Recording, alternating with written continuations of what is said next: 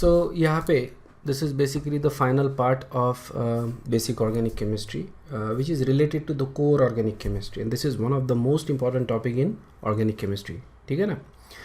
यहाँ पे जो अपन देख रहे हैं that is basically reaction intermediates and reaction mechanisms. तो पहले अपन reaction intermediates देखेंगे, ठीक है. That is going to be basically half of the part of this chapter, और उसके बाद reaction mechanisms देखेंगे. That should be the other half of it. ठीक है. यहाँ पे अपन ये देखेंगे कि रिएक्शंस कैसे होते हैं ऑर्गेनिक केमिस्ट्री में, ठीक है ना. अब ऑर्गेनिक केमिस्ट्री में there are basically reactions, right. Remember that there just reactions, right. For example alkyl halides है, तो उसको कैसा बनाने का, उनके क्या रिएक्शंस है. अल्कोहल्स है, उनको कैसा बनाने का, उनके क्या रिएक्शंस है. हाइड्रोकार्बन्स है, अल्केन अल्किन अल्काइंस, ठीक है, उनको बनाते कैसे हैं, उनके रिएक्शंस क्या है. अल्डेहाइड्स है, कीटोन्स है, कार्बोक्सिलिक एसिड्स है, अमीन्स है, अमाइड्स है, एसिल हैलाइड्स है ना. तो ये सारे कंपाउंड्स है बेसिकली. ओके, सब में हमको देखना पड़ता है कि इनको बनाते कैसे हैं और इनके रिएक्शंस कैसे हैं. Okay, in addition to that we also look at some uses of it. We also see the physical properties of it, but that is very small portion of it. Major portion क्या रहेगा, preparation of these compounds and reactions of it. Okay, so there is a little bit of memorization involved in it.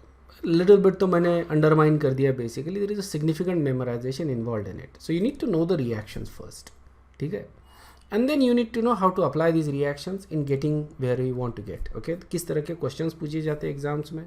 तो this is something that is you going to get from practice itself. ठीक है ना. I will try to do my best basically, but to understand all that part of it, तुमको सबसे important चीज़ क्या होती है, this.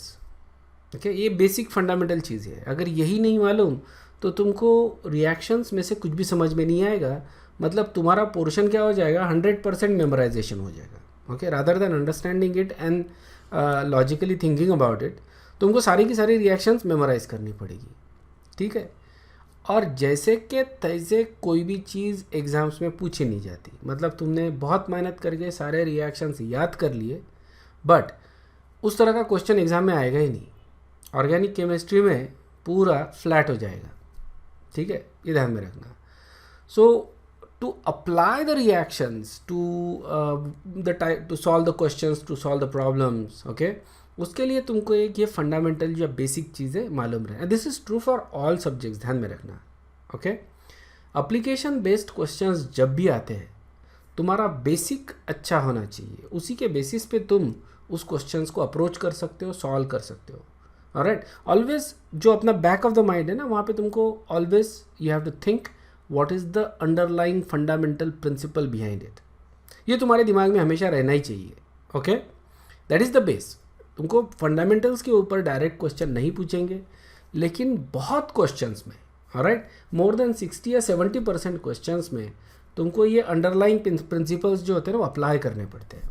Okay, I keep saying this. मैंने पहले भी तुमको बताया है ये, और अभी भी बता रहा हूँ. ये अंडरलाइंग प्रिंसिपल्स तुमको मालूम रहने चाहिए. And you should never forget them. It should be like you are in a traffic, right? And you know how to apply a brake. It's a fundamental thing, right? You don't think about it, you just do it. Okay? You are in a traffic, there is somebody in front of you. तुमको horn कैसे बजाते हैं वो पता रहना चाहिए, isn't it? Horn होना चाहिए गाड़ी में. गाड़ी में लाइट्स होने चाहिए. अब दिन में तो लाइट्स की ज़रूरत नहीं है, बराबर है ना? गलत है. दिन में भी लाइट की ज़रूरत गिरती है. जो चलाता है उसको मालूम है दिन में लाइट की क्यों ज़रूरत होती है. अपर टिपर देते हैं ना अपन साइड के लिए, आगे से आने आ रहा कोई, लाइट जल्दी दिखता है as compare to sound. Okay, light has a major impact. So fundamental चीज़ें हैं. राइट, कुछ लोग देखो बगैर लाइट की रात में भी गाड़ी चला लेते हैं. ओके, जिगरबाज लोग होते हैं ये basically. Right, that is stupidity basically. Okay, fundamental चीज़ें अपने को मालूम रहनी चाहिए, उसका एप्लीकेशन अपने को मालूम रहना चाहिए. और जब भी तुम कोई चीज़ करते हो तो ये फंडामेंटल कोई भी चीज़ in life itself, okay, just make sure कि you know the fundamentals of those things. Alright, that should be at the back of your head. You don't have to like memorise them. It should always be at the back of your head. So ये जो chapter है, this is undoubtedly one of the most important topic in entire organic chemistry. Okay, मतलब alcohols हो गए, aldehyde ketones हो गए, alkyl halides हो गए, हाइड्रोकार्बन्स हो गए, कार्बोक्सिलिक्स हो गए, सब में अपन देखेंगे कि यहाँ के जो प्रिंसिपल्स हैं वो हम यूज़ कर रहे हैं सभी इसमें. Okay, we are using this principles in pretty much every single chapter after this. Okay, organic chemistry, that's why this is very important, and that's why if you miss this you can say tata or bye bye to organic chemistry. ठीक है, NEET वालों में फिर भी थोड़ा बहुत कुछ हो सकता है. नीट वालों में मतलब नीट में कभी कभी डायरेक्ट क्वेश्चन पूछ लेते हैं तो डायरेक्ट क्वेश्चन में चल जाएगा. जेडब्ल्यू वालों के लिए कोई स्कोप नहीं है. ओके, जेडब्ल्यू वालों के लिए ये अगर उनका छूट गया है, ये अगर उनको मालूम नहीं है, there is nothing you can do. You won't be able to score even a single mark, single question correct in JEE exam. ठीक है, understood है? So let's start with this class. Okay, when I said mark, I said marks from organic chemistry portion. या ध्यान में रखना, just organic chemistry की बात हो रही है. This is a separate part of it. और इसमें भी कुछ अपन physical वाले concepts use करते हैं, मैं तुमको दिखा दूंगा basically. Alright, so before we actually go and discuss everything, ठीक है ना, ऑर्गेनिक केमिस्ट्री मतलब जो रिएक्शन मैकेनिज़म्स है वो डिस्कस करने के पहले ओके हमको कुछ चीज़ें देखनी पड़ती है. एक तो bond cleavage. Okay, covalent bond जो है किस तरह से ब्रेक होता है. Okay, there are two ways basically. One होता है हेट्रोलिसिस, सेकंड इज होमोलिसिस. ठीक है, मैं ये नेक्स्ट स्लाइड में ही तुमको डिफाइन करके बता दूंगा हेट्रोलिसिस और होमोलिसिस क्या होता है. नेक्स्ट जो चीज़ अपने को देखनी पड़ती है that is reaction intermediates. Okay, देखो चैप्टर का नाम ही है रिएक्शन इंटरमीडिएट्स एंड मैकेनिज्म, है ना. तो रिएक्शन इंटरमीडिएट्स, इंटरमीडिएट्स का मतलब होता है कि कौन सी चीज़ बीच में बन रही है या जो भी है. ठीक है ना. तो ये जो इंटरमीडिएट्स है ये रिएक्शंस में जनरेट होते हैं बेसिकली. ओके, और ये अगर नहीं है तो रिएक्शन नहीं होगी basically. These are very important. Alright, और कौन सा इंटरमीडिएट बनता है रिएक्शन में उसके हिसाब से उस रिएक्शन का फेट डिसाइड होता है. मतलब उस हिसाब से उसका प्रोडक्ट बनता है. समझ में आया क्या? तो रिएक्शन में प्रोडक्ट क्या बनेगा, कैसे बनेगा, ये अगर जानना है अपने को तो उसके लिए अपने को ये इंटरमीडिएट जानना ज़रूरी है. उसमें 4 इंटरमीडिएट्स है: carbocation, carbon anion, free radicals and carbenes. Okay, these are the 4 reaction intermediates. तो इनके बारे में अपने को जानना है. ठीक है ना. ध्यान में रखना कि प्रोडक्ट्स क्या बनेगा ये अगर अपने को बताना है, किस तरह का प्रोडक्ट बनेगा, तो उसके लिए रिएक्शन इंटरमीडिएट्स अपने को मालूम रहनी चाहिए. ठीक है. थर्ड चीज़ जो अपन होती है that is types of reagents. किस टाइप के रिएजेंट्स अपने रिएक्शंस में रहते हैं, ऑर्गेनिक केमिस्ट्री में रहते हैं. क्योंकि रिएक्शन इन रिएजेंट्स अपन बना रहे हैं बेसिकली, है ना, रिएजेंट्स यूज़ कर रहे हैं. तो कौन सा रिएजेंट यूज़ करेंगे जिसकी वजह से किस टाइप का रिएक्शन होगा. Okay, this is also another part of it. This is basically a part of the puzzle. ठीक है ना, this is all parts of the puzzle. तो सारे पार्ट जब अपने को आएंगे तो अपन वो पजल जो है ऑर्गेनिक केमिस्ट्री के रिएक्शंस जो है उसको अपन सॉल्व कर सकते हैं. अदरवाइज जैसे मैंने बताया you will need to memorize, और मेमोराइज करके स्पेसिफिकली कोई फ़ायदा नहीं है क्योंकि डायरेक्ट क्वेश्चन पूछेंगे नहीं, एप्लीकेशन बेस्ड क्वेश्चन पूछेंगे. जो याद करता है, जो मेमोराइज करता है, वो एप्लीकेशन नहीं कर सकता. Okay, so types of reagents कौन से रहेंगे? Electrophilic and nucleophilic. ये 2 टाइप्स ऑफ रिएजेंट्स अपने पास है. ठीक है. और जो फोर्थ चीज़ अपन देखते हैं that is something that you will not find in most of the books. ठीक है, दिस इज़ वेरी डिफरेंट. या इसको अपन बोलते हैं hard and soft acids and bases theory. Okay, अपन इसको बहुत ज़्यादा डिटेल में नहीं देखेंगे क्योंकि इट्स अ बिग थियोरी और इसको बहुत ज़्यादा डिटेल में अपन डिस्कस कर सकते हैं, but that is going to be lot of time. Okay, तो इसको अपन जो अपने से रेलेवेंट है बेसिकली, जो अपने लिए रेलेवेंट है उतना ही पोर्शन अपन इसमें से देखेंगे. ठीक है, इसको HSAB थियोरी भी बोलते हैं, but just small portion of that theory we gonna look at it. Okay, so let's talk about bond cleavage. किस तरह का बॉन्ड क्लीवेज होता है, बॉन्ड किस तरह से ब्रेक होता है ऑर्गेनिक केमिस्ट्री में. ठीक है, 2 टाइप बताया, हेट्रोलिसिस एंड होमोलिसिस. अब हेट्रोलिसिस हेमोलिसिस कोई भी रहो बेसिकली, तो यहाँ से क्या जनरेट होते हैं? रिएक्टिव इंटरमीडिएट्स जनरेट होते हैं. They generate reactive intermediates. Okay, मतलब कि जो अपन ने अभी थोड़ी देर पहले देखा, carbocation, carbon anion, free radical और कार्बिन, इनमें से कोई तो भी एक इंटरमीडिएट बनेगा. Understood? Let me go back a little bit. ठीक है, मतलब क्या हो रहा है कि ये दोनों के वजह से ये जनरेट्स हो रहा है। समझ में आ रहा है? हेट्रोलिसिस होगा, होमोलिसिस होगा, अपन देखेंगे किस कौन से, इससे दो ही तरह के रिएक्शन है, बेसिकली दो ही तरह के बॉन्ड क्लीवेज है, हेट्रोलिसिस होता है या होमोलिसिस होगा। ठीक है, इसेंशियली होता क्या है कि अगर मान लो हेट्रोलिसिस हो रहा है, ठीक है, तो उससे अपने को या तो कार्बोकैटायन मिलेंगे, कार्बन आनायन मिलेंगे, या फिर कार्बीन मिलेंगे। ये तीन अपने को हेट्रोलिसिस से मिलते हैं, और होमोलिसिस से अपने को फ्री रेडिकल मिलते हैं। ठीक है ना? तो इस तरह से ये रिएक्शन इंटरमीडिएट जनरेट होते हैं। तो अपन देखते हैं what is heterolysis and what is homolysis, और इसी में अपन ये एग्जांपल्स किस तरह से जनरेट होते हैं, ये इंटरमीडिएट्स किस तरह से जनरेट होते हैं, वो भी दिखा देता हूँ मैं तुमको। So here it is heterolysis. Heterolysis में क्या हो रहा है कि जो बॉन्ड है वो अनइवनली ब्रेक हो रहा है। समझ में आ गया? हेट्रोलिसिस में क्या होगा, is is heterolytic bond cleavage या हेट्रोलिसिस, जो बॉन्ड है that is breaking unevenly. Okay, तो जैसे फॉर एग्जांपल ले लो H और Cl, ठीक है, HCl। अब HCl का बॉन्ड ब्रेक होगा, क्या ये इवनली ब्रेक होगा या अनइवनली ब्रेक होगा? अगर अनइवनली ब्रेक हो रहा है तो किस तरह से बॉन्ड ब्रेक होगा? देखो, अगर अनइवनली ये हो रहा है तो यहाँ पे 2 इलेक्ट्रॉन्स हैं बॉन्ड के बीच में। ओके, ये जो अपन दिखा रहे हैं दैट इज बेसिकली 2 इलेक्ट्रॉन्स। तो व्हेन द बॉन्ड ब्रेक्स, तो ये जो 2 इलेक्ट्रॉन है ये कौन लेके जाएगा? हाइड्रोजन लेके जाएगा या क्लोरीन लेके जाएगा? बताओ। राइट, क्लोरीन लेके जाएगा, because chlorine is more electronegative, isn't it? Simple सी चीज़ है।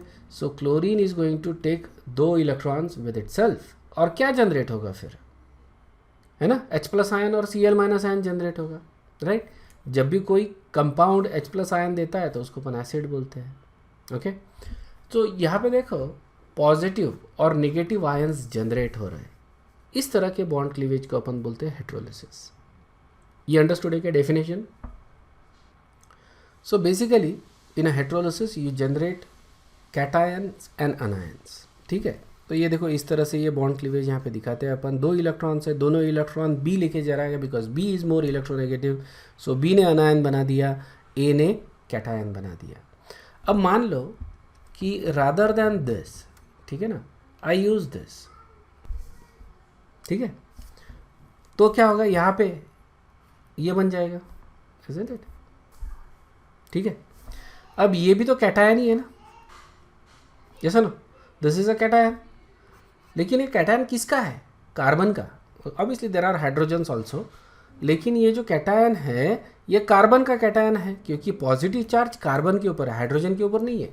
ध्यान में रखना, जो पॉजिटिव चार्ज, मैं स्ट्रक्चर दिखा दूंगा थोड़ी देर में, अभी भी दिखा सकता हूँ but will just wait. Okay, जो पॉजिटिव चार्ज है that is actually on carbon, not on hydrogen. तो कार्बन का कैटायन है तो इसको क्या बोलते हैं अपन? कार्बोकैटायन। ठीक है, कार्बोकैटायन जनरेट हो रहा है, और then you have a chloride ion. तो कार्बोकैटायन क्या है? That is a reaction intermediate. अभी थोड़ी देर पहले देखा अपन ने। तो देखो एक रिएक्शन इंटरमीडिएट जनरेट हो गया by heterolysis. Basically carbocations are very reactive intermediate, okay, and this are very important. काफ़ी जगह अपन इसको देखने वाले हैं, बेसिकली इसके बारे में काफ़ी ज़्यादा डिस्कशन भी करना है आपने को। Okay, so you can generate carbocations as a reactive intermediate via heterolysis, but at the same time you can also generate carbon anion as a reactive intermediate. carbon anion भी generate हो सकता है, ये अपन इस तरह से नहीं दिखा सकते, but just the opposite समझ लो। जैसे कि for example this is the situation, कुछ ग्रुप है, ओके, कोई ग्रुप लगा हुआ है एंड ये भी बॉन्ड ब्रेकेज हो रहा है इस तरह से कि ये जो ग्रुप लगा हुआ है that is actually less electronegative than carbon. ठीक है ना, तो क्या होगा, इलेक्ट्रॉन्स कार्बन के ऊपर जाएंगे, isn't it? And what you get is CH3 minus plus L plus. Alright? तो ये जनरली L plus जो है that is some sort of metallic element रहता है, ओके? तो ये क्या हो गया, ये क्या हो गया, ये कार्बन का अनायन है, that is called as कार्बो अनायन। समझ में आ गया? So that is how carbon anions are generated. Carbon का अनायन, नेगेटिव चार्ज कार्बन के ऊपर है, इसलिए इसको अपन बोलते हैं कार्बन अनायन। ऑलराइट, तो हेट्रोलिसिस क्या जनरेट कर रहा है? कार्बोकैटायन जनरेट कर रहा है, कार्बन अनायन जनरेट कर रहा है, और आगे अपन देखेंगे कि ये कार्बीन भी जनरेट करता है, which is the 4th reaction intermediate जो अपन डिस्कस करने वाले हैं। सो कार्बोकेटाइन जनरेट होता है, कार्बन एनायन जनरेट होता है और कार्बीन्स जनरेट होते हैं बाय हेट्रोलिसिस। ये जो एग्जांपल था ये अपन ने देखा अभी जस्ट थोड़ी देर पहले, क्लोरीन लीव हो रहा है, okay, so that is leaving. सो इसको अपन क्या बोल रहे हैं, लिविंग ग्रुप। क्लोरीन को क्या बोल रहे हैं अपन, it is a leaving group. Leaving group leave करेगा विथ द इलेक्ट्रॉन्स, तो अपने को कार्बोकेटाइन मिलेगा, ओके, क्योंकि क्लोरीन इलेक्ट्रॉन्स लेके जा रहा है, ज़्यादा इलेक्ट्रोनेगेटिव है, it's taking the electron, so chlorine is leaving with the electron, that's why we call it as leaving group, okay, that's why we get actually carbocation. अगर leaving group leave करता है without the electron, मतलब उसने electron वहीं पे छोड़ दिए, तो अपने को कार्बन एनायन मिलेगा, ठीक है। इसका एग्जाम्पल मैं आगे दे देता हूँ। So this leaving group is यहाँ पे क्लोरीन या chloride ion, in this case you can also have bromide, you can also have iodide, है ना, ये भी हो सकते हैं, कार्बोक्सिलेट आयन भी हो सकते हैं, छोटे हो सकते हैं, बड़े हो सकते हैं, अलग अलग टाइप के लिविंग ग्रुप्स हैं, ठीक है।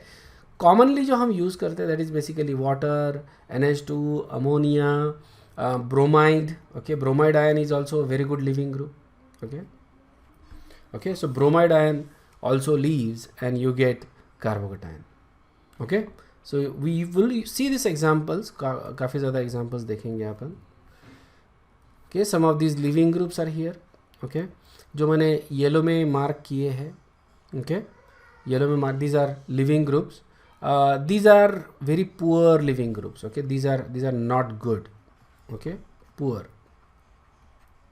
living group, all right. These ones यहाँ से लेके यहाँ तक, क्लोरीन तक, these are good living group, okay, and fluoride और ये जो है these are not so good, okay, intermediate बोलेंगे इनको अपन, ठीक है।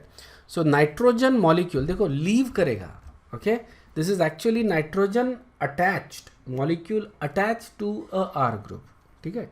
सो जस्ट एग्जाम्पल के तौर पे इस तरह से लिख रहे हैं अपन इसको, ऑलराइट, एंड ये लीव करेगा तो तुमको क्या मिलेगा, R है, R बेसिकली यानी अल्किल ग्रुप जैसे मिथिल इथिल, और उसके ऊपर पॉजिटिव चार्ज आ गया प्लस N2, नाइट्रोजन गैस निकल रहा है, ऑलराइट। अब nitrogen is very stable, isn't it, ये जो है दिस इज वेरी स्टेबल, तो इसीलिए ये जो रिएक्शन है ये बहुत ज़्यादा फेवरेबल रहेगी, इजंट इट, बहुत ज़्यादा फेवरेबल रहेगी। इसको अपन इन टर्म्स ऑफ थर्मोडायनामिक्स भी एक्सप्लेन कर सकते हैं, लेकिन थर्मोडायनामिक्स अभी तक अपना हुआ नहीं है, so we not going to go there, you don't have to know about it, but you can explain it using thermodynamics, principles of thermodynamics, ठीक है। जो रिएक्शन है दैट इज़ वेरी फेवरेबल, क्योंकि जो प्रोडक्ट अपना फॉर्म हो रहा है that is a gas, it is a very stable and inert gas, ये वापस रिएक्ट नहीं हो सकता, वापस इसके साथ रिएक्ट होकर रिएक्शन को वापस नहीं लेके जा सकता, the reaction is going to go in the forward direction में रहेगा। So nitrogen is best leaving group, क्या लिख रहे हैं अपन, nitrogen is the best leaving group, okay. Then you have ether, ये यू डोंट हैव ईथर का leaving group, मतलब ether is as a leaving group, ये बहुत रेयर होता है, so you don't have to worry about it, ठीक है। Ether तुमको मिलेगा नहीं ज़्यादा as a leaving group, okay. जब मैंने लिखा था एज अ एग्जाम्पल करके, I thought it is a good example, लेकिन I haven't seen it in our, but ether can also leave, okay, don't worry about it right now, for now, okay. Then notice iodide, bromide, chloride and fluoride, okay, ये notice करो। If you go from top to bottom, what is happening? Okay, living ability जो है top to bottom decreases, ठीक है, living ability decreases, मतलब कि on the top you have good living group, on the bottom you have poor living group, ठीक है ना। ये ज़्यादा अच्छे से मतलब जल्दी निकल जाएंगे, मतलब जल्दी इंटरमीडिएट बनाएंगे। अगर जल्दी इंटरमीडिएट बनाएंगे तो रिएक्शन कैसी रहेगी, फास्ट रहेगी, स्लो रहेगी, रेट ऑफ रिएक्शन क्या हो जाएगा, फास्ट, बराबर है ना, इजंट इट। रिएक्शन अगर फास्ट करना है तो इंटरमीडिएट भी तो जल्दी बनना चाहिए ना, मतलब गाड़ी जल्दी चालू होनी चाहिए बेसिकली, तभी तो अपन जा पाएंगे ना, या। सो इसेंशियली लिविंग ग्रुप जल्दी लीव करता है तो रिएक्शन रेट जो है बढ़ जाता है, फास्ट हो जाता है, ओके। बेस्ट इज N2, ठीक है। इसको एक स्पेशल तरीके से बनाते हैं अपन, ऐसा नहीं कि नाइट्रोजन पास करेंगे तो तुमको ये मिलेगा, ऐसा नहीं है, इसको एक स्पेशल रिएक्शन से बनाते हैं, वो अपन आगे देखेंगे, okay. But if you look at it here, out of halogens, iodide is the best, fluoride is the worst. Out of halogen, isn't it? ये चार जब अपन देख रहे बस, that's it. Okay. Now, if I take for example iodide, okay, then देखो किस तरह से basic principles जो है वो अपन apply करते हैं. Just answer me this question. Bromide, chloride and fluoride. ठीक है, यहाँ पे बताओ which one is a stronger base. Strongest base होता है फ्लोराइड आयन, ओके, और वीकेस्ट बेस होता है आयोडाइड आयन. मतलब बेसिसिटी इस डायरेक्शन में इंक्रीज हो रही है. Okay, how do we know that? Okay, अब इसके लिए कॉन्जुगेट एसिड बेस थ्योरी अपन लगाते हैं. ठीक है, let me ask you, conjugate acid base theory अपन ने देखा है ना इसके पहले? हाँ sir. Conjugate acid base theory नहीं देखा है. ठीक है, ये अपने को आगे आता है, जैसे मैंने HSB जो बताया ना उसमें आएगा ये. ठीक है, कॉन्जुगेट एसिड बेस थ्योरी जो है वो अपन जो लास्ट वाला जो पॉइंट लिखा था HSAB थ्योरी, उसमें आता है कॉन्जुगेट एसिड बेस थ्योरी. लेकिन सिंपल चीज़ है, ओके, इनके एसिड्स लेता हूँ मैं. ठीक है, this is HI, this is HBr, HCl and HF. ठीक है, HF.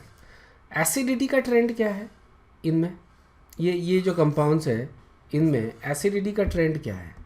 Which one is a stronger acid and which one is a weaker acid? या सो एसिडिटी ट्रेंड इस डायरेक्शन में बढ़ता है. ओके, एसिडिटी इंक्रीज हो रहा है. मतलब सबसे स्ट्रॉन्ग एसिड HI और सबसे वीक एसिड होता है HF. ठीक है, और ये अपन HSAB थियरी में डिस्कस करेंगे basically, so don't worry about it. But if you look at the conjugate base, इसको अपन कॉन्जुगेट बेस बोलते हैं. ओके, ये एसिड है, ये एसिड का conjugate base. Okay, this is the acid, उसका ये कॉन्जुगेट बेस. तो अगर एसिडिटी का ट्रेंड इधर बढ़ता है, देखो तो एसिडिटी क्या हो रही है कि जैसे फ्लोरीन जो है वो हाइड्रोजन को छोड़ना नहीं चाहता. ओके, और आयोडीन बड़े आसानी से छोड़ता है, इसीलिए तो ये HI जो है that is a strong acid. बराबर है, आयोडीन अगर छोड़ेगा तो एसिडिक कैरेक्टर अपने को मिलेगा ना. ओके, डिसोसिएशन होना चाहिए, इजंट इट? फ्लोराइड आयन छोड़ना नहीं चाहता, आयोडाइड आयन आसानी से छोड़ता है. अब फ्लोराइड आयन छोड़ना नहीं चाहता, क्यों नहीं छोड़ना चाहता? क्योंकि ये स्ट्रॉन्ग बेस है. ओके, बेसिसिटी इस तरफ इंक्रीज होती है. फ्लोराइड आयन स्ट्रॉन्ग बेस है, स्ट्रॉन्ग बेस जल्दी छोड़ेंगे नहीं, इजंट इट? स्ट्रॉन्ग बेस जो होते हैं वो जल्दी छोड़ेंगे नहीं, वो पकड़ के रखते हैं. ऑलराइट, और स्ट्रॉन्ग वीक बेस जो रहेंगे जैसे आयोडाइड आयन, ऑलराइट, ये जल्दी छोड़ेंगे. इसको अपन बोलते हैं वीक बेस. ऑलराइट, सो क्या हो रहा है कि ये जो है ये हाइड्रोजन को छोड़ नहीं रहा, that is why it is a strong base. और ये हाइड्रोजन को आसानी से छोड़ रहा है, that is why it is a weak base. Okay, तो बेसिसिटी इस डायरेक्शन में इंक्रीज हो रही है. तो देखो इसकी आदत क्या है, it doesn't want to leave.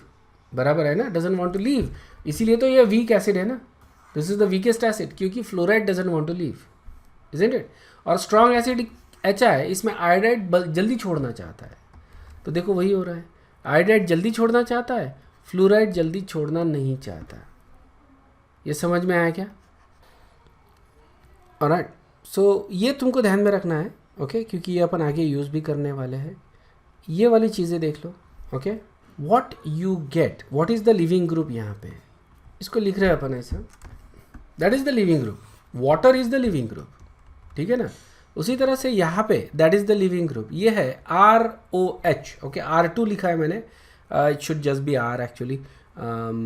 Okay, so rather than 2, क्योंकि 2 और प्राइम दोनों लिखा है ना मैंने, so that is redundant. Okay, you can just write prime और I think 2, that's fine. So it's going to be ROH, that is the leaving group in this case, second इसमें. So what you getting is 2 leaving groups, एक तो water और दूसरा alcohol. Water और alcohol, these are also very good leaving group. ठीक है, understood है. Water and alcohol these are also good leaving group. तुमको एक बात ध्यान में आ गई. If you look at these groups, ये सारे के सारे कैसे हैं? They are weak bases, isn't it? Fluoride, chloride ion भी ले लो. Fluoride ion is not a good leaving group, बराबर है. Alright, these are slightly stronger. Fluoride हो गया, ये हो गया, ऑक्जेलेट हो गया, एसिटिल हो गया, दीज आर द ग्रुप्स. ये स्लाइटली स्ट्रॉन्ग बेस है, so they don't want to leave. Okay, but weak bases, okay, obviously these are the best one, we are not talking about that, but weak bases these want to leave. Okay, weak base जो है वो बड़े आसानी से leave करेंगे. okay, मतलब they will form that compound. जैसे यहाँ पे आयोडाइड फॉर्म होगा, weak bases will form. Bromide हो गया, वाटर हो गया. Water is a amphoteric compound, but obviously it means it acts as a acid as well as base, है ना. इट्स अ, तो इसको मैं वीक एसिड भी बोल सकता हूँ, वीक बेस भी बोल सकता हूँ. ठीक है. Same thing with alcohol. Alcohol is also amphoteric, तो आई कैन से कि alcohol is also weak acid और अ वीक बेस. ठीक है. सो यहाँ पे हम एज अ वीक बेस करके यूज़ कर रहे हैं उसको. So alcohol and water, these are weak bases and they are formed very easy. So these are very good living group. समझ में आया क्या? So these on the top ones are good living group. So weak bases are good living group. Strong bases are poor living group. Okay, जैसे OH minus ion, hydroxide ion. Okay, just think about it कि क्या फॉर्म हो रहा है. If I take alcohol, क्या फॉर्म हो रहा है? Hydroxide ion. हाइड्रोक्साइड आयन कैसा है? स्ट्रॉन्ग बेस है. स्ट्रॉन्ग बेस छोड़ेगा नहीं, isn't it? So it's going to be a poor leaving group. ये केस में ये हो रहा है alkoxide ion. Alkoxide ion, that is also a poor leaving group. Okay, this is amide. Amide is also a poor leaving group. और भी है, but for now this are enough. The most important part जो आ रहा है तुमका, ये याद रखना है कि nitrogen is the best leaving group. Okay, out of iodide, bromide, chloride and fluoride, iodide is the best, fluoride is the weakest. Okay, so or poorest living group. All right, and then these, okay, hydroxide and alkoxide, these are very poor living. वो छोड़ते नहीं है. अब question ये है, okay, I do this reaction. Okay, I am doing some reaction. जैसे मैं ये करता हूँ CH3Br, ठीक है, and I do some reaction with this, and similarly I take CH3OH. Exam में देखो अभी क्वेश्चन कैसे पूछेंगे तुमको. ठीक है. अब ये तो नहीं पूछेगा तुमको कोई कि कौन सा अच्छा लिविंग ग्रुप है, कौन सा पुअर लिविंग ग्रुप. ऐसा क्वेश्चन पूछेंगे, that becomes a direct question. ठीक है. एग्जाम में क्वेश्चन पूछेगा तुमको, 2 एग्जाम्पल दिए, 4 एग्जाम्पल दिए, जितने एग्जाम्पल दिए, ठीक है, उसमें से पूछेगा तुमको कि which one is going to react fastest and which one is going to react slowest. अब बताओ ये दोनों में से फास्ट रिएक्शन किसकी रहेगी, स्लो रिएक्शन किसकी रहेगी. Let's call it A and B. ठीक है ना, I just call it this as A and this as B. बताओ ए की रिएक्शन फास्ट रहेगी या बी की रिएक्शन फास्ट रहेगी. So I am glad most of you guys are right. ठीक है. इसका जो करेक्ट आंसर है दैट इज ए. ओके, देखो B R is a leaving group, it's a good leaving group. Okay, and it is going to leave faster than the OH. तो यहाँ पे अपने को ये रिएक्शन मिलेगा. ठीक है, कार्बोकेटाइन फॉर्म हो रहा है. यहाँ पे भी कार्बोकेटाइन फॉर्म होगा, लेकिन it is going to be much slower, क्योंकि देखो OH minus ion is a stronger base. ठीक है, OH minus ion is a stronger base as compared to bromide ion. ठीक है, तो OH minus ion is not going to leave very. इसका bond जो रहेगा कार्बन के साथ स्ट्रॉन्ग रहेगा, इट्स अ स्ट्रॉन्ग बेस, तो स्ट्रॉन्ग बॉन्ड बनाएगा, तो छोड़ेगा नहीं तो रिएक्शन को स्लो कर देगा. ठीक है. ब्रोमाइड आयन वीक बेस है, जल्दी छोड़ेगा तो रिएक्शन फास्ट हो जाएगा. Okay, that's how the reactions can be slower or faster. So we need to do something. Now we know कि OH माइनस आयन वाला जो रिएक्शन है, मतलब ये रिएक्शन स्लो रहेगा. Now is it possible that we can actually increase the rate of the reaction? ठीक है ना. अब there was a question regarding this, तो उसी को लेके मैं आंसर कर रहा हूँ. Okay, let's say we have this question, this alcohol. Okay, so we have alcohol, ठीक है। तो क्या अल्कोहल के रिएक्शंस नहीं होंगे फिर? बराबर है ना, that's what we think, right, क्योंकि इसके रिएक्शंस तो बहुत स्लो है, राइट। एंड स्लो है मतलब it may happen, it may not happen, हो सकता है कि बहुत टाइम लगे, इक्विलिब्रियम आ जाए, जल्दी इक्विलिब्रियम आ जाए, पूरा प्रोडक्ट नहीं बनेगा। So those are the kind of issues that we need to deal with. So how do we tilt the scale towards the product? We want to form some product. तो अगर product form करना है तो भाई OH को तो निकालना है ना, isn't it? OH को निकालना है। So how do we do that? Okay, so what we do is we put this in acidic condition। थोड़ा सा एसिड कैटलिस्ट यूज़ कर लेते हैं, थोड़ा सा एसिड डाल देते हैं, फ्यू ड्रॉप्स ऑफ एसिड इसमें डाल दिया। अब एसिड क्या करेगा? देखो OH के plus 2 lone pair of electrons है, isn't it? So acid will basically go and grab those electrons, okay, and what we get is this, okay। और इसका अगर ऑक्सीजन का तुम फॉर्मल चार्ज निकालो, रिमेंबर फॉर्मल चार्ज किस तरह से निकालते हैं, या फॉर्मल चार्ज अगर निकालो तो तुमको क्या मिलेगा? इसके ऊपर there is going to be a positive charge. Is this clear? तो इस तरह से ये स्पेसीज बन रहे। इसको अपन बोलते हैं protonated alcohol. This is called as protonated ether, okay. First one is protonated alcohol, या this is protonated alcohol and this is protonated ether. ये इस तरह से रहेगा, ओके। और यहाँ पे this is one of the R group is going to be या ROH group is going to be the leaving group. यहाँ पे this is the leaving group. Understood है क्या? So now remember what we did here, okay. This is brilliant, isn't it? हमने क्या किया कि alcohol का जो पुअर लिविंग ग्रुप था OH ग्रुप, उसको थोड़ा सा एसिड डाल के गुड लिविंग ग्रुप में कन्वर्ट कर दिया। This is alcohol and this is protonated alcohol. यहाँ पे you got a good leaving group. अब रिएक्शन फास्ट होगा, अंडरस्टूड है क्या? सो थोड़ा सा एसिड डालने से क्या हो गया? रिएक्शन फास्ट हो गया। इस तरह के सब्सटेंस को अपन क्या बोलते हैं? जो रिएक्शन के रेट को बढ़ाता है, फास्ट करता है रिएक्शन को, क्या बोलते हैं अपन? Exactly, okay. So we have alcohol, okay. Alcohol react slower, क्यों? क्योंकि OH group is a poor leaving group, ठीक है। तो क्वेश्चन ये है कि can we do a reaction with alcohol, okay. ये कंडीशन में तो रिएक्शन करना बड़ा मुश्किल है, ओके। मतलब जिस तरह का रिएक्शन अपने को करवाना है, there are different types of reactions you do. एक पर्टिकुलर टाइप का रिएक्शन मेरे को करवाना है तो उसके लिए ये OH ग्रुप को निकालना ज़रूरी है। And under this condition it is very difficult to remove that OH group, क्योंकि it's a weak leaving group.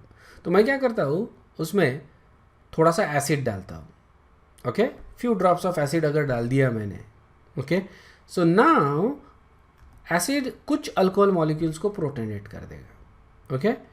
ये हो जाने के बाद ये निकल जाएगा, ओके, वाटर निकल जाएगा। What we have is a good leaving group, because water is a good leaving group. तो वाटर निकल जाएगा and you form intermediate which is your carbocation, है ना। नेक्स्ट इसमें फिर तुम्हारा कार्बोकेटायन बनेगा, ओके। यहाँ से फिर ये बनेगा and then you got water, okay। So that's how you form carbocation. That's how you make alcohols react faster, okay, by adding some acid. So acid is acting as a catalyst, okay।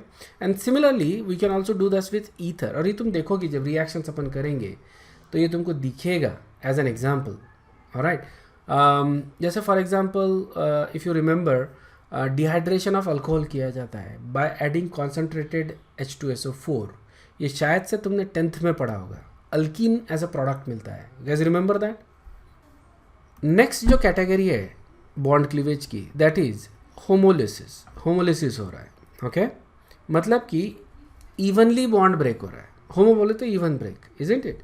So evenly break हो रहा है। सो यहाँ पे ये molecule है, मान लो, ठीक है। इसको भी अपन इसी तरह से दिखा सकते हैं, जैसे ये CH3 है और Cl है, okay। It's actually it's given right here, so this is CH3Cl and what we can say is जो बॉन्ड है वो एक स्पेसिफिक कंडीशन में इवनली ब्रेक हो रहा है, इसको अपन बोलेंगे होमोलिसिस, ओके। बॉन्ड के जो 2 इलेक्ट्रॉन है तो दोनों स्पेसीज एक एक इलेक्ट्रॉन उसमें से लेके जा रहे हैं, alright. So this is what is happening. एक स्पेसीज एक इलेक्ट्रॉन, दूसरा स्पेसीज दूसरा इलेक्ट्रॉन लेके जा रहा है, इवनली ब्रेक हो गया basically. This is very common with chlorine, okay. ये भी तुमको मेरे ख्याल से 10th में आया था रिएक्शन, ठीक है। क्लोरीन को अगर मैं लाइट के प्रेजेंस में रखता हूँ, लाइट के प्रेजेंट, डिफ्यूज्ड सनलाइट तुमने सुना होगा, डिफ्यूज्ड सनलाइट, ओके, या सिंपली लाइट, अगर रखता हूँ मैं क्लोरीन को, तो मेरे को क्या मिलता है, क्लोरीन रेडिकल, ओके। सो देखो रिएक्शन किस तरह से हो रहा है, ऑलराइट। सो एक इलेक्ट्रॉन इधर, दूसरा इलेक्ट्रॉन इधर, ठीक है।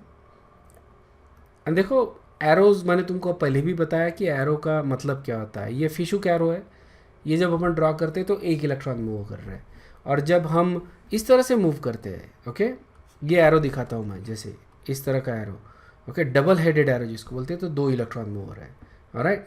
This is for 1 electron, this is for 1 electron, this is for 2 electrons, okay. So moving this electrons, तो क्या हो रहा है बेसिकली, है ना, ये 2 स्पेसिस फॉर्म होंगे।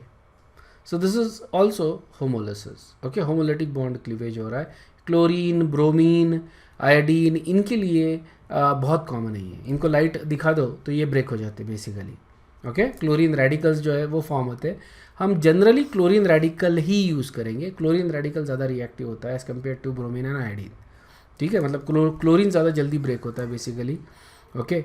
फ्लोरीन तो हम हाथ भी नहीं लगाते, it is so reactive, okay. Fluorine जो है इसको बड़े ध्यान से तुमको करना पड़ता है, इट इज़ एक्सप्लोजिव, ओके। तो also does the same thing, okay, fluorine radicals मिलेंगे तुमको, but we don't actually do this, okay. This actually even in dark ये रिएक्ट होता है, डार्क में भी ये रिएक्ट होता है, okay. So it's very dangerous actually to handle fluorine, that's why fluorine के साथ काम करने वाले लोग बहुत कम हैं, okay. It's a very dangerous chemical, okay, it is explosive, dark में भी एक्सप्लोड हो जाता है basically, it gives you that fluorine radicals, alright. So you get homolysis. तो यहाँ पे अपने देखा कि होमोलिसिस की वजह से क्या हो रहा है, फ्री रेडिकल्स फॉर्म हो रहे हैं। तो फ्री रेडिकल्स का कैरेक्टरिस्टिक्स क्या होते हैं, ठीक है ना। फ्री रेडिकल्स जो होते हैं उसका स्ट्रक्चर जो है वो इस तरह से रहेगा, जैसे कार्बन है उसके ऊपर 3 हाइड्रोजन है, और and there is a electron, actually an unpaired electron, ठीक है। इसको मैं आगे और ज़्यादा डिटेल में डिस्कस करने वाले, ओके। यहाँ पे कितने सिग्मा बॉन्ड है, 1, ओके। सिग्मा बॉन्ड कितने हैं इसमें, 1, 2, 3 सिग्मा बॉन्ड है। तो हाइब्रिडाइजेशन क्या रहेगा इसका, sp2, समझ में आया? इसका हाइब्रिडाइजेशन होता है sp2 हाइब्रिडाइजेशन है, तो इसका शेप क्या रहेगा, और बॉन्ड एंगल 120, करेक्ट है। मतलब ये जो बॉन्ड एंगल रहेगा that is going to be 120, बराबर है। ये क्लियर है क्या, इसका शेप एंड स्ट्रक्चर समझ में आ गया फ्री रेडिकल का। देयर इज 1 अनपेयर्ड इलेक्ट्रॉन, या जो रेड में मैंने दिखाया that is the unpaired electron, बाकी इलेक्ट्रॉन्स पेयर्ड है and these are bonding electrons, लेकिन ये जो इलेक्ट्रॉन है that is unpaired electron. So this is planar, okay. Obviously ये थोड़ा सा बॉल जो है दैट इज नॉट स्ट्रेट, तो इसलिए थोड़ा सा पिरामिडल दिख रहा है, but just imagine this is planar. तो sp3 हाइब्रिडाइजेशन है इसका, isn't it? इसका मतलब सॉरी sp2 हाइब्रिडाइजेशन है, इसका मतलब एक p ऑर्बिटल बचा हुआ है, वो p ऑर्बिटल ऐसा रहेगा परपेंडिकुलर, ठीक है। There is 1 lobe and that is another lobe, तो ये इस तरह से ये रहेगा। अभी I don't have that exact ball, but I know there was there एक स्फीयर था उसमें जिसमें अपन ये बना सकते थे। So you can you see that इस तरह से, okay. Obviously this is planar, या ये थोड़ा सा झुका हुआ दिख रहा है, but that just imagine that this is planar, okay. So this is p orbital जो अनहाइब्रिडाइज्ड है, it is going to be there, और इसमें एक इलेक्ट्रॉन रहेगा एग्जैक्टली बीचों बीच, अंडरस्टूड है। सो यहाँ पे एक इलेक्ट्रॉन, यहाँ पे एक लोब है, यहाँ पे एक लोब है, और इसमें इलेक्ट्रॉन है यहाँ पे, क्लियर है क्या, ओके। सो फ्री रेडिकल्स और sp2 हाइब्रिडाइज, इनका प्लेनर ज्योमेट्री होता है, बॉन्ड एंगल आता है 120 डिग्री। रिमेंबर इनका ऑक्टेट कंप्लीट नहीं है, इजंट इट, जैसे मैंने अभी जस्ट ड्रॉ किया था इसका, ओके। सो ये फ्री रेडिकल है, इजंट इट, और इसमें इलेक्ट्रॉन्स कितने हैं कार्बन के पास, 7 इलेक्ट्रॉन्स, ऑक्टेट कंप्लीट नहीं है। So it is going to be extremely reactive and therefore they are very short lived, ठीक है, excuse me. Most of the free radicals जो होते हैं they are very reactive and they are very short lived. Okay, बहुत मतलब fraction of a second के लिए रहते हैं. इनका हाफ लाइफ जो होता है that is like a femto second, like a nano second, femto second, उतने फ्रैक्शन ऑफ अ सेकंड के लिए ये एग्जिस्ट करते हैं and they immediately react. Alright, काफ़ी ज़्यादा रिसर्च हुआ है फ्री रेडिकल्स के ऊपर, ध्यान में रखना. Not this particular free radical, there are other free radical जैसे हाइड्रोक्सिल रेडिकल है, अल्कील रेडिकल्स हैं. ओके, तो काफ़ी सारे टाइप्स के फ्री रेडिकल है. हाइड्रोक्सिल परॉक्सिल रेडिकल है. ओके, तो काफ़ी सारे अलग अलग टाइप के फ्री रेडिकल्स होते हैं. इनके ऊपर काफ़ी सारा रिसर्च किया. ये अल्कील रेडिकल यही हो गया, ठीक है ना, दिस इज़ अल्कील रेडिकल. तो ये जो है इनके ऊपर काफ़ी रिसर्च हुआ है बिकॉज ये बिलीव किया जाता है कि हमारे बॉडी में जितने भी डैमेज होता है, ओके, जो बीमारियाँ होती है जैसे फॉर एग्जांपल कैंसर हो गया या फिर अमियोट्रोपिक लेटरल स्क्लेरोसिस हो गया, ALS, रिमेंबर स्टीफन हॉकिंग को था, राइट, अल्जाइमर्स, पार्किंसंस, ये जो डिजीज़ेस है these are neuro degenerative diseases. इसमें न्यूरॉन्स ख़राब होते हैं. कैंसर में कैंसर के सेल्स है ना म्यूटेट हो जाते हैं बेसिकली, या they lose the control of cell division, uncontrollably divide होते हैं. Okay, and this has been attributed to free radicals. हमारे बॉडी में फ्री रेडिकल्स जनरेट होते हैं. ओके, और ये फ्री रेडिकल्स फिर सेल्स को डैमेज करते हैं, प्रोटीन्स को डैमेज करते हैं, DNAs, RNAs, इनको डैमेज करते हैं, जिसके वजह से काफ़ी चीज़ें होती है. इनका मतलब they have been so studied, basically so much studied कि they have been linked with the process of ageing. ठीक है, एजिंग मालूम है ना, बुढ़े हो रहे हैं अपन, इजंट इट. आप लोग ग्रो हो रहे हो, हम लोग काउंटडाउन शुरू हो चुका है बेसिकली हम लोग का, ठीक है ना. So we are getting old. Okay, we're on the declining process basically. So now the aging process start, and that has been linked to free radicals. Vitamin E जो है that is a very good antioxidizing agent. ठीक है, it's a very good actually, it's one of the best. yeah, इसीलिए काफ़ी medicine में vitamin E भी add किया जाता है एज अ एंटीऑक्सीडेंट करके. ये मतलब obviously there is a benefit to it, और जो मेडिसिन होते हैं उनका ऑक्सीडेशन भी प्रिवेंट करता है ये. Okay, that's how good it is. तो but you know it's not enough essentially. Okay, हमको कोई चाहिए, टोकोफिरॉल्स होते हैं, vitamin E is actually tocopherol. Okay, so we are talking about free radicals. Remember, it is sp2 hybridized. yeah, it is planar, it has a bond angle of 120 degree. sp2 है तो bond angle 120 रहेगा, planar रहेगा. okay, and it is extremely reactive. all right, and I was giving an example of why people actually drink green tea, because you know free radicals generated in our body, और green tea में antioxidants होते हैं जो free radicals को trap करते हैं, neutralise करते हैं, जिसकी वजह से काफ़ी बीमारियाँ रुक सकती है. ऐसा थियोरेटिकली भी है और प्रैक्टिकली ये प्रूव भी हुआ है. That is the reason why actually lot of people actually drinks green tea. It is suppose healthy because it has antioxidants. Okay, किसी भी ग्रीन वेजिटेबल्स में एंटीऑक्सीडेंट्स होते हैं, वो तुम खाओ, कोई प्रॉब्लम नहीं है. राइट, नाउ अगर मैं किसी फ्री रेडिकल को लेता हूँ, ओके, कोई फ्री रेडिकल है, जैसे फॉर एग्जांपल यहाँ पे क्लोरीन है, और वो किसी न्यूट्रल मॉलिक्यूल के साथ रिएक्ट होता है, जैसे ये न्यूट्रल है, न्यूट्रल बोले तो it is not a radical. ठीक है, तो अगर कोई क्लोरीन जैसा कोई रेडिकल है जो नॉन रेडिकल के साथ रिएक्ट होता है, तो हमको नया रेडिकल मिलता है.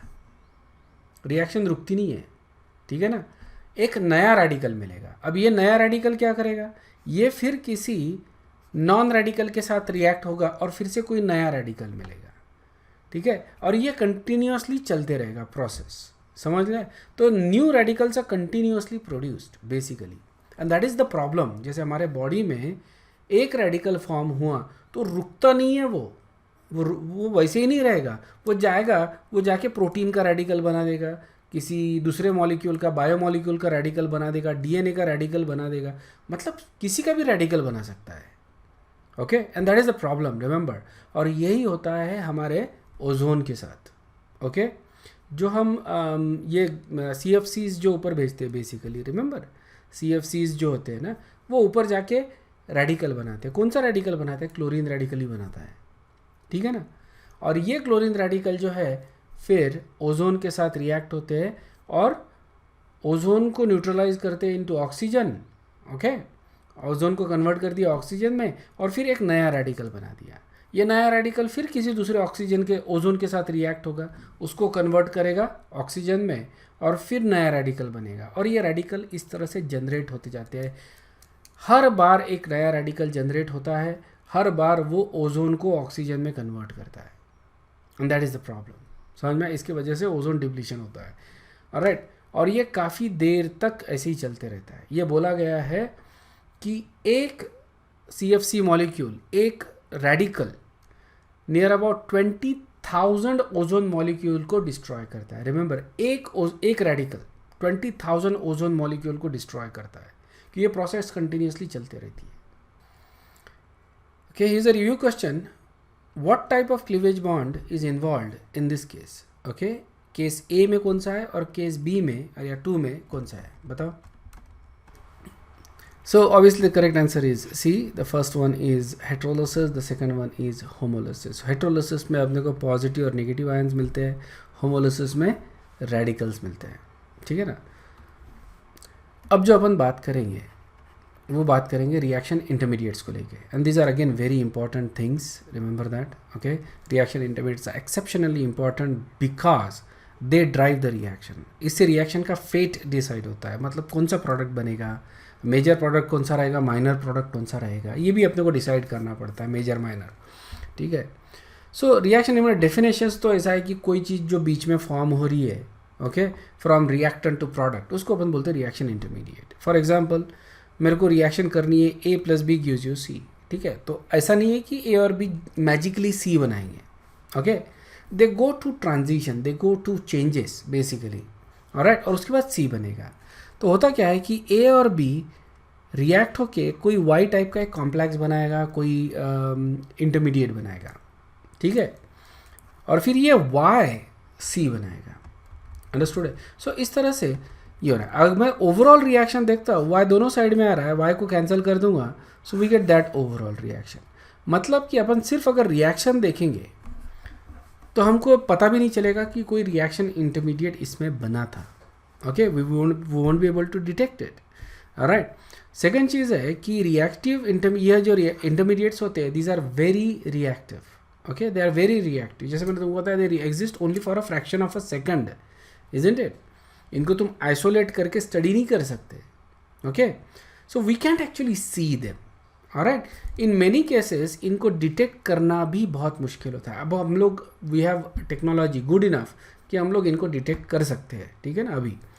But you know, back in the days like 30-40 years ago, it was not easy to detect them, all right. So how do you think लोगों ने इनको इन्वेंट किया, okay? लोगों को कैसे पता चला कि so obviously by process of deduction, okay? Sherlock Holmes वाला जो फंडा है ना, वो लगा है basically. The only way you can get from this to this is via this, understood है कि that is the only logical way, okay और जब अपन एग्जाम्पल्स देखेंगे इसमें तुमको समझ में आएगा that is the only logical वे। तो इसेंशियली सबसे पहले तो C अगर फॉर्म होना है तो उसके लिए Y का बनना ज़रूरी है, isn't it.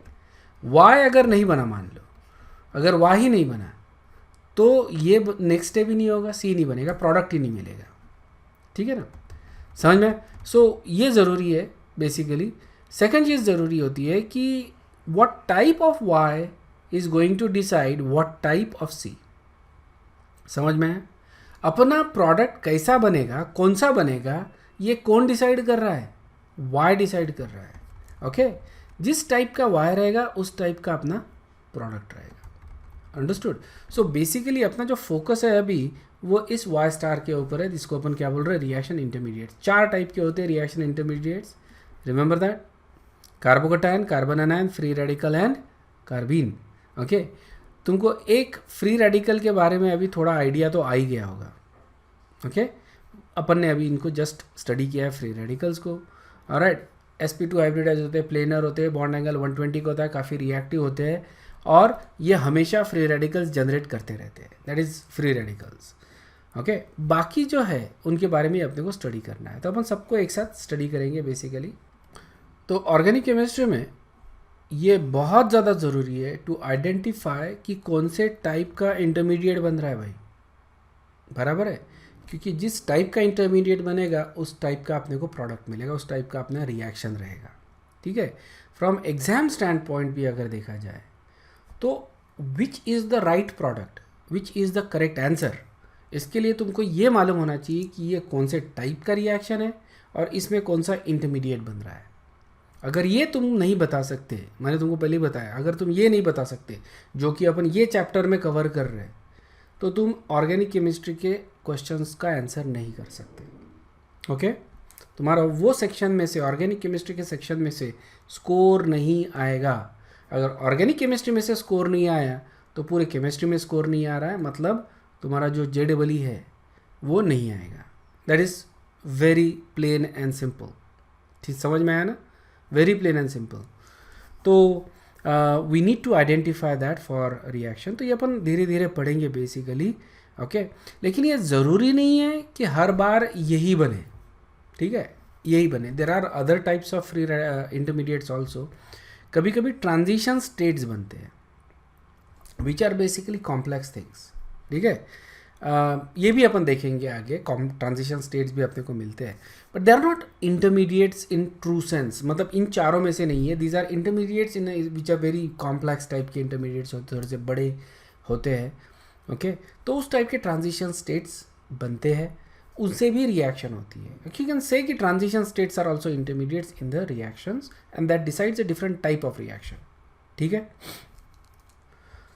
If there is any doubt you can ask, if not then you guys can leave. I will see you in the next class, okay. We'll continue with reaction mechanisms, we'll talk about carbocations in the next class, okay. We'll start with carbocations in the next class, all right. Thank you very much, bye bye.